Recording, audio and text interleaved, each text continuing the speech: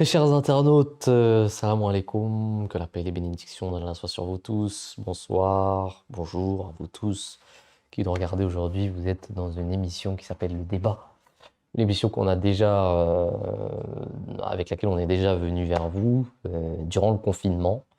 On l'a fait une fois sur Teams. Je crois que c'était plusieurs fois même sur Teams. Aujourd'hui, on est en plateau avec les mêmes personnes qu'on avait la dernière fois sur Teams. Nous avons, je vais commencer par ma droite, Monsieur Omar Ahmed Saheb. Salam alaikum. Vous allez bien? Alhamdulillah. Nous sommes également avec Yasser Ghulam Saheb. Yasser, ça va? Ça va. Très bien. La dernière fois, tu étais sur Teams, on a eu un débat, c'était super intéressant. Et aujourd'hui, on s'est dit, on va faire la même chose. Mais bon, on va évidemment te laisser le choix de prendre ce que tu veux, le sujet que tu veux évoquer. Vous en parlez. Moi, je vais me faire tout petit dans ce débat. Vous en parlez là où ça va pas, là où vous en mêlez un peu des pinceaux, j'essaye de faire le tri. Et je vous laisse commencer. La dernière fois, on avait parlé, on a parlé de plusieurs sujets dans cette émission. Mais aujourd'hui, si je comprends bien, peut-être qu'on va parler de justice divine, de souffrance, toutes ces notions-là. Je te laisse commencer à ça. Alors moi, le sujet qui m'embête un peu et qui participe à mon doute que j'ai sur l'existence de Dieu, c'est l'équité divine, la justice divine. Donc aujourd'hui, on peut tout à fait comprendre que les hommes soient tout à fait injustes entre eux, mais le Dieu, que vous disiez miséricordieux, juste, équitable, on voit qu'il ne participe pas à cette justice, ou de manière très étrange, puisque par exemple la naissance des êtres humains, où l'homme n'est pas forcément responsable de cette naissance-là, si elle est due à l'insufflation d'une lumière, d'un souffle divin, pourquoi aujourd'hui tant d'équité dans le monde sur, par exemple, pourquoi des enfants aujourd'hui naissent handicapés alors qu'ils n'ont rien demandé? Pour moi, c'est vraiment le fait de Dieu. Est-ce que c'est une punition divine? Est-ce que c'est juste un exemple que Dieu montre aux hommes pour leur faire entre guillemets peur? Ou est-ce que c'est par exemple une punition pour les ancêtres de cette personne qui est handicapée, qui n'a pas pu être prise sur le fait, mais la punition vient 1, 2 ou X générations après? Comment vous expliqueriez ces différences que nous avons? Avant que vous commenciez, monsieur Omar, je voudrais rappeler aux téléspectateurs qui sont en train de nous regarder que Yasser n'est évidemment pas un athée. Hein. Yasser, on l'avait rappelé aussi la dernière fois, c'est un membre de la communauté musulmane Ahmadiyya. Il se fait l'athée dans cette émission, c'est pas un athée. Hein. Faut pas aller lui jeter des pierres après l'émission. Si, Omar. Même si on avait été, on lui aura pas Même jeté si des on pierres. ouais, je dis ça pour. J'étais bien, c'est une façon de parler. C'est une façon de parler. Monsieur Omar. Ça coule, en tous les cas, merci pour avoir posé cette question. D'ailleurs, le débat qu'on avait eu à l'époque a même poussé certains parmi ceux qui nous suivent, comme Guy, que nous saluons ici, hein, avec qui on a pu faire, je crois, 1 ou 2 débats, et qui étaient super intéressants. Et les débats se sont d'ailleurs poursuivis sur le net. Et d'ailleurs, tous ceux qui regardent cette vidéo, s'ils veulent, comme Guy, par la suite... Exactement. Il y a des personnes qui veulent venir dans cette émission, participer à l'émission, à la suite de cette émission, ils sont évidemment les bienvenus. On peut même les inviter au studio s'ils veulent venir. Pas de souci, hein. On pourra parler de n'importe quel sujet. D'ailleurs, l'objectif de cette émission, c'est ça, c'est d'appeler les gens à ce qu'ils viennent de manière tout à fait ouverte, puissent échanger. D'ailleurs, certains des personnes qui nous suivent ont mis dans les commentaires qu'ils apprécient justement cette ouverture. Et justement, cette ouverture, c'est un peu notre ADN, hein, c'est ce qu'on veut. Donc maintenant que j'ai pu en même temps prendre le temps de réfléchir à ce que j'allais dire, je vais pouvoir essayer de répondre à la question de notre ami Yasser, le faux athée. Donc oui, la question qui a été posée, c'est par rapport aux maladies congénitales, par exemple. D'accord, mais il faut comprendre une chose. C'est que lorsqu'on parle de l'existence de Dieu ou lorsqu'on oppose à l'existence de Dieu, on ne prend pas en considération comment Dieu exprime son existence et dans quelles conditions il l'a fait évoluer, il l'a fait grandir, sa création. Voilà. Dieu lui-même dit qu'il a créé la vie et la mort pour savoir qui est le meilleur en conduite. D'accord? Et pour ce qui est de la question de la souffrance n'est pas liée forcément, la souffrance ou la récompense n'est pas liée forcément à une cause, à une action, pardon, de l'être humain. Par exemple, on ne peut pas dire parce que si on suit votre raisonnement, ça voudrait dire que les personnes qui ont des enfants qui naissent en bonne santé, ils ont été récompensés de leur bonne action ou d'une bonne action de leurs ancêtres, par exemple. Mais pas pareillement, de même que parce qu'il peut y avoir des familles de tueurs en série, et pour autant qui vont avoir des enfants qui sont nés en bonne santé. Donc ça montre, non, en fait, ce que ça montre que c'est pas une question il n'y a pas de rapport de cause à effet. C'est pas aussi manichéen que ça. C'est pas ça. Il y a le rapport de cause à effet et la question de la rétribution, de la punition et de la récompense. C'est deux phénomènes deux concepts qui se ressemblent, mais qui ne sont pas identiques. Donc, ils ne sont pas du tout liés. Ils ne sont pas du tout liés. C'est pas aujourd'hui une personne qui souffre, c'est pas à cause des mauvaises actions des gens de sa famille dans le passé. La question de la souffrance, des fois, elle est liée à ce que fait l'homme lui-même, et des fois, elle n'est pas liée à ce que fait l'homme lui-même, mais elle participe d'une certaine manière à l'évolution, à l'amélioration générale de l'humanité. Je prends un exemple très concret. La catastrophe à Hiroshima avec le nucléaire qui a produit la bombe atomique, le nucléaire a produit des choses atroces comme ce qui s'est passé à Hiroshima et Nagasaki, mais par là même aussi elle a permis des avancées quand même extraordinaires notamment au niveau de l'électricité scientifique, tout plein de choses qui ont servi l'humanité. Donc il y a eu la souffrance et le plaisir, le bonheur sont deux corollaires en fait. L'un ne va pas sans l'autre. On se rend compte qu'il ne peut pas y avoir de bonheur s'il n'y a pas de souffrance. Et ces phénomènes ont été... C'est le principe qui est derrière la création de l'humanité. C'est le principe qui est derrière la création même des êtres vivants. L'homme est un cobaye. Comment ? C'est ce que je comprends. L'homme est un cobaye où certains, pris arbitrairement, montrent l'exemple aux autres pour montrer, attention, regardez-moi la souffrance de cette personne-là, profitez de votre plaisir en regardant la souffrance de cette personne-là. Non, puisque encore une fois, comme je dis, c'est indirect. Il n'y a pas d'effet, il y a pas de...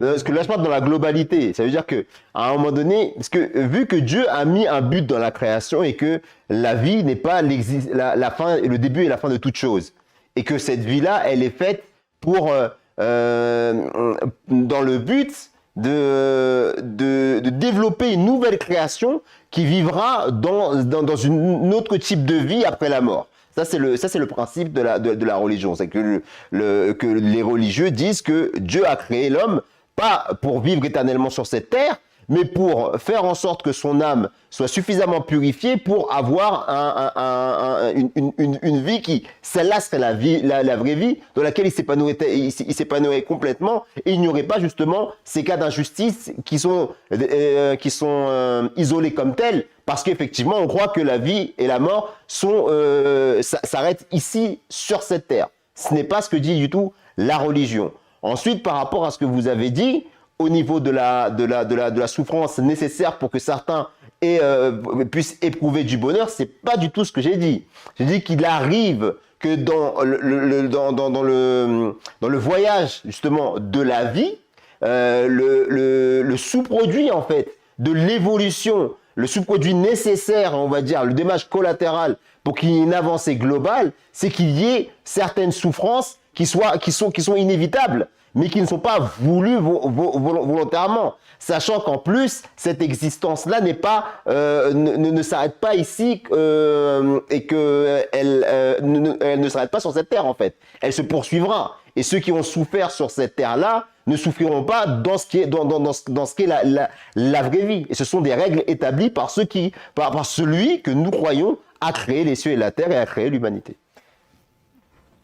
D'ailleurs, c'est plus logique, d'après mon humble avis, même si je ne fais pas partie du débat, c'est plus logique de croire qu'il y ait une justice après la mort que de ne pas croire qu'il y ait quelque chose après la mort, parce que sinon, c'est que injustice. En fait, ça n'a aucun sens. La vie n'a aucun sens dans ces cas. Exactement, tout à fait. Et d'où vient le choix de Dieu, alors, de choisir telle ou telle personne plutôt qu'une autre? Est-ce qu'il y a un choix? Est-ce que c'est arbitraire? Est-ce qu'il y a une raison logique à cela? Ou c'est Mathématiques. mathématique ou je ne sais. J'ai envie de vous répondre, les voies du Pourquoi ciel. lui et pas l'autre? Les voies du ciel sont pourquoi l'autre et pas lui? impénétrables. Les voies du ciel sont impénétrables. Voilà, ce serait. Voilà, le débat. Le débat est clos. Moi, j'essaie juste de comprendre le but de l'entreprise, le but. À partir du moment où il a créé la vie et la mort pour savoir lequel est le meilleur d'entre nous, c'est qu'on est jugé sur notre conduite. Ça veut dire que chacun d'entre nous, à son niveau, a la possibilité Tout le monde n'a pas la même chance, ne part pas avec les mêmes armes pour s'épanouir de la même façon. Mais chaque personne est une entité séparée, une entité particulière, avec des capacités qui lui sont propres et avec des facultés qui lui sont propres. Et chaque individu, en fait, a la capacité de réaliser ce pourquoi il a été créé par le ciel. Je prends un exemple. Une personne comme celui qui est mort là, c'était Stephen Hawking ou le scientifique Stephen Hawking. C'est une personne qui, vous serez d'accord avec moi, qui n'était pas gâtée par la vie physiquement parlant. Je parle au niveau de la maladie qu'il a eue, qui l'a handicapé. Et malgré cet handicap, ça ne lui a pas empêché de pouvoir réaliser ce qu'il a réalisé et être un des plus grands scientifiques que l'histoire humaine ait connu. Si cette personne-là était partie justement dans l'idée qu'il était défavorisé par rapport à son handicap et qu'il n'aura pas eu cette volonté d'exploiter au maximum ses capacités qui lui ont été données à la naissance, que ce soit par Dieu ou par une autre entité, parce qu'il y a forcément quelqu'un qui lui a... Non, ça veut dire quoi? Ça veut dire que cette personne-là, j'ai pris cet exemple exprès parce que c'est une personne défavorisée physiquement. Mais est-ce qu'il est né comme ça? Non, il est devenu. Simplement, il a puisé sur les ressources qui lui ont été données et il a exploité tout son potentiel. Même si ce n'était pas un croyant, mais il a exploité tout son potentiel. Et ça, le fait qu'il ait exploité tout son potentiel et qu'il est arrivé au stade où il est arrivé, moi, je le mets en relation avec le verset coranique dans le Saint-Coran qui dit que Dieu ne charge pas une âme au-delà de ses capacités. Et donc, une personne comme ça, par son exemple, a été jusqu'au bout de sa potentialité et est devenu l'esprit qu'on a connu et qui a fait découvrir pas mal de choses à l'humanité dans son ensemble, eh bien, est la preuve que quel que soit l'handicap que vous avez, mais que si vous essayez de l'exploiter au maximum de vos capacités, eh ben vous serez à même de pouvoir vivre une vie qui est somme toute meilleure que beaucoup de valides. Justement, il a dû exploiter ses facultés au maximum de ses capacités, alors que d'autres ont réussi dans la vie sans exploiter le maximum de leurs capacités. Donc ça lui a demandé plus d'efforts pour arriver pour atteindre un certain objectif que d'autres personnes. Cette personne-là a été défavorisée et ça lui a demandé plus d'efforts. Donc il n'y a pas d'équité au départ qui permette à tout le monde de partir d'un équilibre. Parce qu'en fait, Donc il a dû faire plus de sacrifices pour atteindre un objectif que d'autres auraient atteint en faisant moins. Ça, je suis pas trop d'accord, enfin, moi, si vous me permettez, hein. Parce qu'une personne qui a toutes les capacités pour le faire, elle a d'autant plus de contraintes devant lui que la personne qui est contrainte par la nature elle-même. C'est-à-dire que si demain, moi, j'ai toutes mes dispositions naturelles, il y a énormément de choses qui vont me mener à quelque chose de mauvais parce que j'aurai toutes les dispositions naturelles que j'ai. Par exemple, la drogue, l'alcool, je pourrais faire ce que je veux, aller voilà, je pourrais aller vers les perversions qui sont néfastes pour moi. Mais une personne qui est handicapée ne peut pas le faire. Donc, quelque part, elle est contrainte par la mais en nature plus, d'aller. la nature fait aussi que certaines personnes qui ont un handicap dans un certain sens développent d'autres sens de manière. Et c'est naturel, ça, c'est une loi naturelle, ça. On dit qu'une personne qui est aveugle, par exemple, son ouïe, elle est beaucoup plus développée qu'une personne qui est voyante. Donc, il y a toujours une compensation. Il y a un jeu de compensation qui est fait de telle sorte que l'individu est toujours en capacité d'exploiter au maximum les capacités qui ont été données. Et en fonction de ces attributions de départ, il est jugé par Dieu, qui sait, lui, qu'il a la possibilité soit de faire le bien ou le mal en fonction des attributs qui lui ont été donnés. Et en plus, dans la tradition islamique, on dit qu'une personne qui est née handicapée, par exemple, ou une personne qui est handicapée, et cette personne-là, elle obtient le ciel sans être jugée. Mais monsieur Omar, moi, si vous me permettez la parenthèse, Ouais. ce que vous avez dit sur Stéphane Hawking, Ouais. c'est une exception, mais j'aurais bien pu comprendre votre argument si, statistiquement, on avait plus de personnes dans son cas qui auraient réussi comme lui. Là, ça aurait plus de sens. Sauf que Stéphane Hawking, c'est une personne parmi des millions d'handicapés. Oui, mais c'est un exemple. C'est un exemple pour dire que c'était juste un exemple pour dire que même une personne dans un état pareil, s'il se donne la peine, peut arriver à des accomplissements que même un valide ne peut pas atteindre. C'est un exemple. Il y a même dans le monde du sport. Il y a des personnes qui perdent une jambe, par exemple, ou qui perdent même leurs deux jambes, et qui étaient des athlètes, et malgré tout se retrouvent en fauteuil roulant, et à force de conviction, de détermination, finissent à accomplir des choses que des valides ne pourraient pas accomplir. C'est une question de volonté, c'est une question de choix, c'est une question de persévérance, d'endurance, c'est une question de personnalité. Et en réalité, cette potentialité, elle existe en tout un chacun. Qu'on soit valide, invalide, qu'on soit handicapé de départ ou par la suite des événements, cette possibilité, ces potentialités sont dans la nature de l'individu. C'est le choix de l'individu de soit faire face à l'adversité et de la surmonter, soit face à l'adversité avoir une posture fataliste et finalement abandonner tout travail, refuser de relever le défi que la nature lui a demandé de relever, en fait, quelque part. Pour pouvoir atteindre ce but-là, elle est obligée de faire ce travail-là. Ouais. Donc c'est un volume d'efforts à fournir qui est bien plus élevé qu'une personne qui n'a pas eu cet handicap. Et c'est ça, justement, la grâce. Vous savez, c'est comme... c'est une histoire qu'on m'avait racontée une fois, qu'une personne, un père, lorsqu'il est décédé, il dit à ses enfants, j'ai laissé un trésor dans ce champ. Et lorsque je mourrai, et dans ce moment de sa mort, il a dit, j'ai laissé un trésor dans ce champ-là, labourez ce champ-là, et vous trouverez ce trésor. Et lorsqu'il est décédé, ils ont labouré le champ, et ils n'ont pas trouvé le trésor. Mais au bout du compte, en le labourant, la terre, elle a donné des fruits. Et ils se sont enrichis grâce aux fruits de leur labeur. Parce que le conseil sage qu'avait donné leur père, c'était de travailler et que le travail, c'était ça son trésor. Alors il arrive parfois qu'il y ait des personnes qui souffrent et qui par leur souffrance, non seulement arrivent au bout du compte à accomplir des choses individuellement pour eux, mais aussi laissent un héritage, un legs pour la communauté dans son ensemble. C'est souvent ce qui arrive. Des personnes qui sont passées par des souffrances pas possibles et à cause de ces souffrances-là, ont commencé à faire des sacrifices pour trouver des solutions à cette souffrance-là et pour éviter justement cette souffrance. Parce que l'histoire de l'être humain, ça a toujours été d'œuvrer, de chercher, de s'instruire pour éloigner la souffrance le plus possible. Et donc, d'une souffrance, l'humanité a fait des progrès extraordinaires. Parce que l'humanité a toujours cherché à éviter la souffrance. Et donc cette quête du soulagement, cette quête justement de la guérison, cette quête de soins, eh bien, a été un moteur qui a permis à l'humanité de découvrir le véritable bonheur. Qui est un bonheur relatif, parce on parle de choses terrestres. Mais ça revient à ce que je vous disais au début, c'est que la souffrance et le bonheur sont deux corollaires.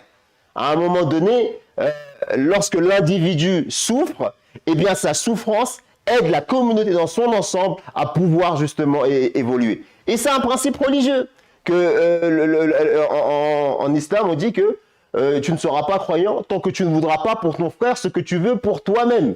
Et donc l'islam, avant même justement qu'une personne se retrouve dans une situation où il n'a pas le choix pour pouvoir se sortir de cette souffrance et essayer de trouver une solution à son problème, eh bien incite l'individu à agir dans le but de l'intérêt général. Il y a un autre verset aussi du Coran qui dit, si je ne me trompe pas, il se peut qu'il y ait quelque chose que vous croyez mal pour vous, mais qui en réalité est un bien pour vous. Exactement, bien. tout à fait. Ça vient. Ça rentre aussi dans cette logique, dans cette compréhension-là.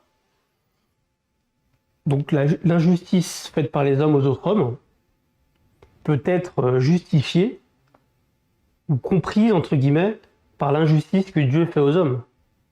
Ce n'est pas de l'injustice, c'est un principe inégal. C'est un principe directeur. Regardez. C'est un traitement quand même qui reste quand même inégal. C'est un principe directeur. Pourquoi? Parce que si maintenant on peut remettre en question, mais si maintenant on prend dans le sens inverse et qu'il n'y aura pas ce principe-là essayer de s'éloigner de la souffrance et à cause justement des travaux qu'on va faire pour s'éloigner de la souffrance, on va finir par avoir le bonheur parce qu'on connaît la souffrance. C'est parce qu'on connaît la souffrance qu'on peut prendre plaisir au plaisir, justement. Hein? Si maintenant il n'y avait pas ce principe que Dieu avait mis en place, l'humanité n'aurait jamais existé. Les êtres vivants n'auraient jamais existé. Parce que c'est pas... Il peut y avoir de la souffrance avec de la justice. J'ai pas dit le contraire. Mais moi, ce qui m'embête, c'est vraiment le fait d'être l'inégalité. L'inégalité de traitement qui est réservée aux êtres humains par Dieu. C'est pas Dieu d'ailleurs qui à la naissance où l'homme n'a aucune emprise sur l'homme n'a pas demandé à être là. En fait, le problème, ce que moi je veux comprendre de ce que M. Omar il a dit, peut-être que je me trompe, c'est qu'en fait, si tu donnes l'égalité à tous les êtres humains dès leur naissance, rien ne sera pareil en fait. Mais non, en fait, ce qu'il y a, c'est que c'est même pas ça. Ça veut dire que si on donne l'égalité dès le départ à tout le monde et qu'il y a aucune raison de faire, il y aura aucune raison de faire du progrès. Voilà. Aucune raison de faire de progrès. Non, mais le jugement est beaucoup plus simple. Le jugement est beaucoup plus simple quand on part d'un pied d'égalité. Tout le monde a les mêmes chances et tout le monde évolue de la manière avec laquelle il veut évoluer. Il y en a qui évoluent bien, d'autres qui évoluent mal. Ouais, mais on fait les comptes à la fin. D'accord. Ma question c'est, pardon, excusez-moi. Si tu donnes l'égalité à chacun, ok, que parmi ces hommes, au départ, que parmi ces hommes, certains évoluent plus que d'autres, de sorte qu'il y ait un antagonisme entre eux, qui est le fautif? C'est l'être humain, c'est l'homme lui-même. Voilà. Donc moi, voilà. Donc dans ce cas-là, quelle est la question alors? La question, elle est pourquoi Dieu ne donne-t-il pas les mêmes armes aux êtres humains pour pouvoir se défendre? Si. Mais peut-être qu'il les a données au départ. Il les a données au départ. Mais si, regarde, les handicaps, les malformations, Dieu a donné, non, c'est vrai.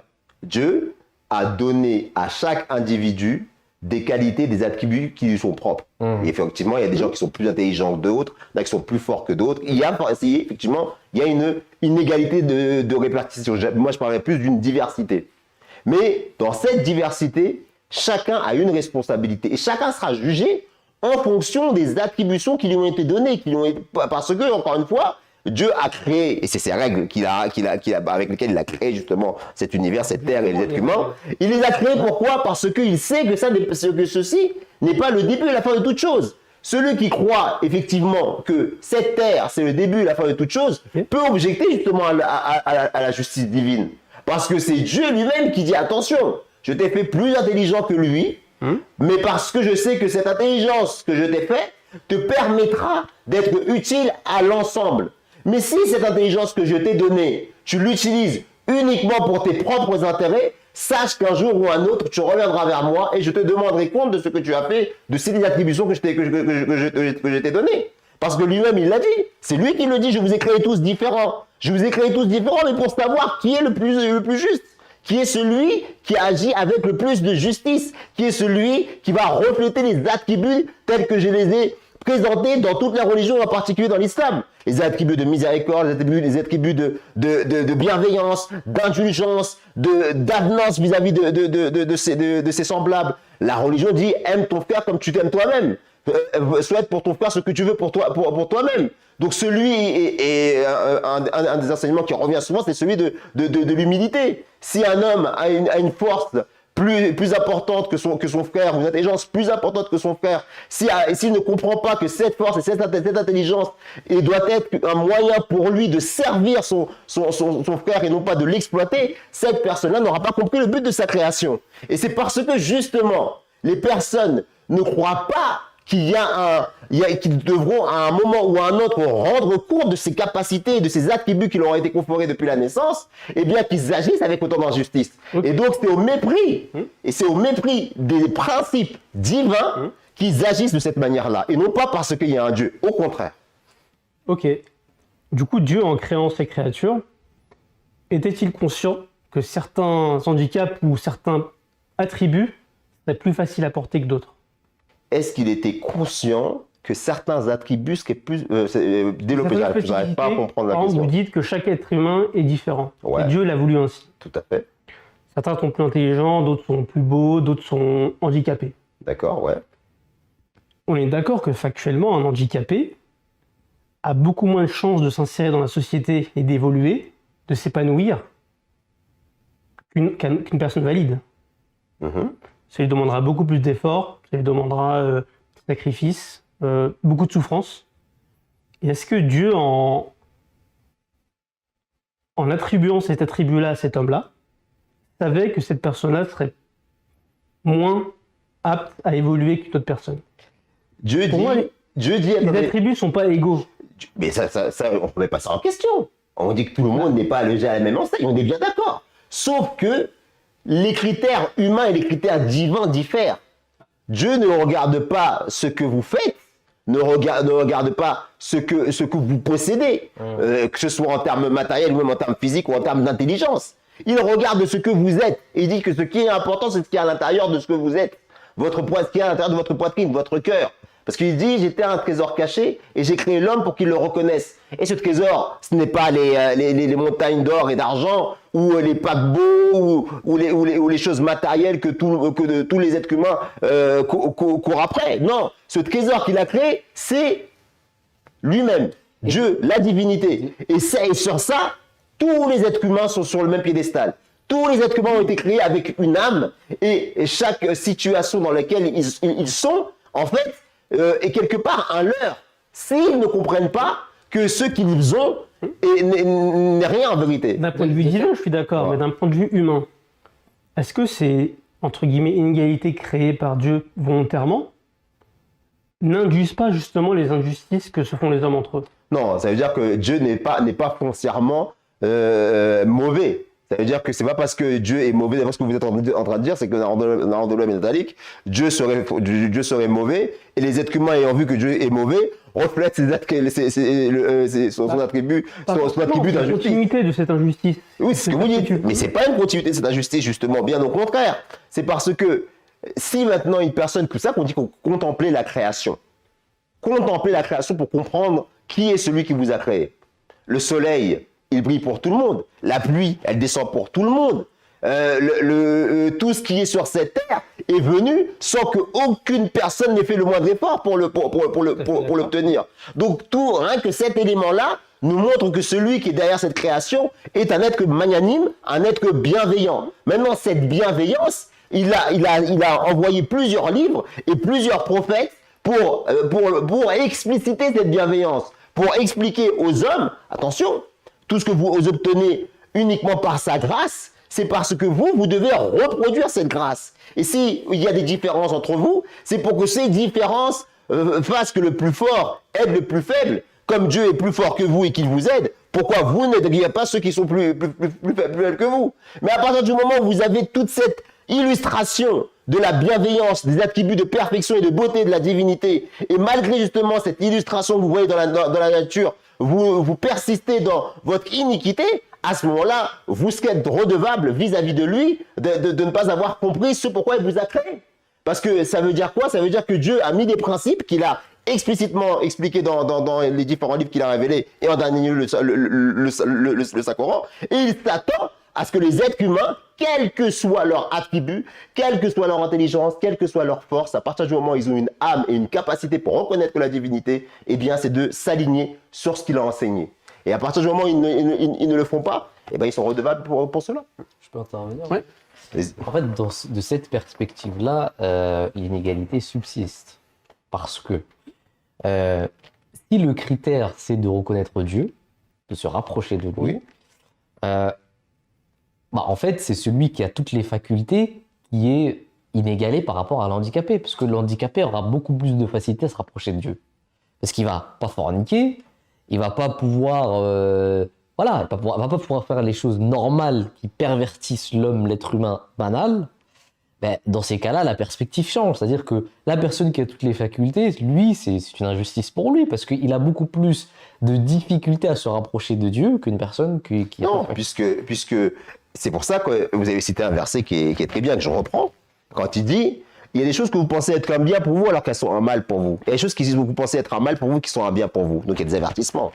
Vous pensez qu'une personne qui naît avec, comme on dit, une cuillère d'argent et qui a toutes les facilités de la vie à ses pieds, est-ce que vous pensez réellement que c'est un bien? Si cette personne-là persiste dans une vie de débauche, dans une vie de luxure, et elle oublie complètement son créateur, c'est une sorte de punition.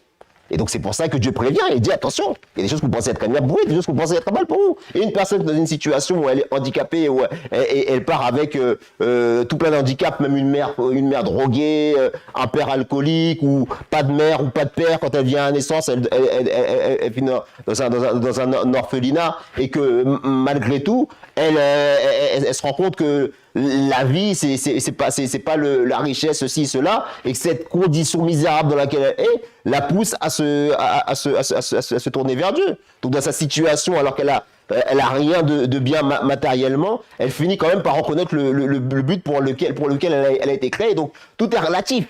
Ça veut dire qu'en réalité, Dieu fait en sorte que tout le monde, quelles que soient les circonstances, puisse potentiellement avoir la capacité de le reconnaître. Sachant encore une fois que la reconnaissance divine est en elle-même une récompense. En fait, la question, c'est de savoir qu'est-ce que l'égalité en réalité. Il faut d'abord définir ce que c'est que le principe d'égalité. Parce qu'aujourd'hui, on a par exemple le mouvement des féministes qui réclame une certaine égalité homme-femme, qui est tout à fait compréhensible, d'ailleurs légitime.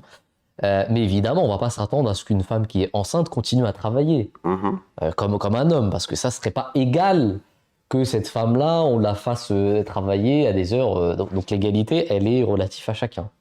Oui, après, l'égalité dans quel domaine aussi?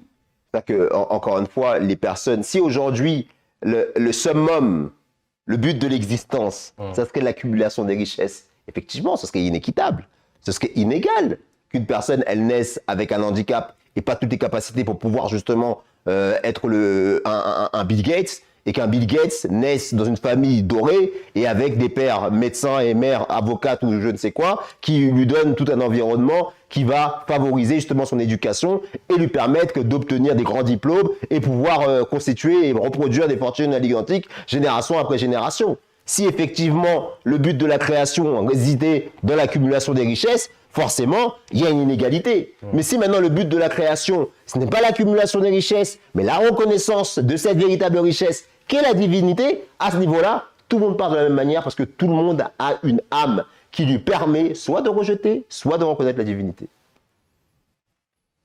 Est-ce qu'on a terminé? Je pense qu'on a tout dit. On a fait le tour de la question. Même si t'es pas fini, on fini. reviendra pour la question aussi. Pas de problème. Merci beaucoup en tout cas, monsieur Omar. C'est Très intéressant. Débat très intéressant. Merci à vous, Yasser. Merci pour C'était votre... très intéressant, franchement, machallah, c'était Cette bien. question est intéressante et je suppose qu'elle a dû susciter beaucoup de questions, notamment à ces athées qui sont en train de nous regarder. J'espère qu'ils sont en train de nous regarder. En tout cas, si c'est le cas, on vous invite à venir participer à cette émission, à se faire, à confronter monsieur Omar Ahmed Saheb qui est ici. Et j'espère qu'un jour on arrivera à le bloquer. C'est pas si dur que ça. Là, il va pousser dans mes retranchements, Yasser. Inch'Allah, on reviendra avec une autre émission d'ici à la prochaine fois. Salam alaikum. Wa alaikum salam wa rahmatullahi wa barakatuh. Jazakumullah.